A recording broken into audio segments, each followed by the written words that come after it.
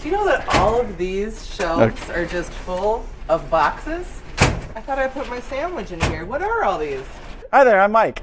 I'm Sandy. And this is some more archive dives. Today we're back in the microfilm section on the second floor of the Oshkosh Public Library, taking a look at something that some people might question, why do you still have this? Because the internet. Today we're going to be taking a look at microfilm. Microfilm are scaled down reproductions of documents, papers, generally put onto photographic film. It's used to reduce storage and make it easier to access large quantities of documents like newspapers or other kind of government documents. Why in the digital age are we still messing around with physical film? Well, that's because it is still a low-cost, reliable, long-term way to standardize and store images. It is far cheaper and far more convenient to store physical microfilm than it is to store digital images online.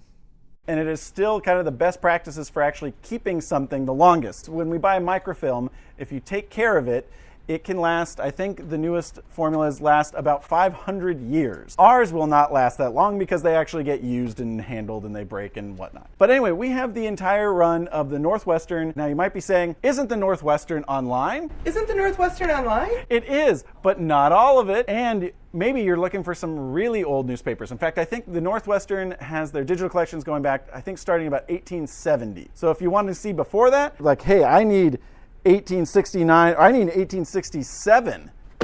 We got it. The Northwestern wasn't the only newspaper back in the early days. Oshkosh had numerous papers like the Oshkosh the Courier, the Weekly Northwestern, lots of different ones, especially early German language newspapers. That stuff is very scattered online. If you've ever gone in and trying to search some of those really old newspapers, you'll find the coverage there is real spotty. So if you're looking for, say, the Oshkosh Daily Times from 1886, you're probably going to want to come here and look at the microfilm. We got the film. What else do we have here? Look at this, not your sandwich. The Daily Courier, the Oshkosh Observer. We also have some of the early papers like the Wisconsin Telegraph. We have some early Omro and Winneconne papers. It really is a tremendous resource that not everything is online. Sometimes you got to come in and touch old reels of film. Can't even believe he's saying that. Have you seen the 1873 papers? They printed so tiny. Oh, yeah. There's like 8 pages and there's about 2 billion words per page. It's insane.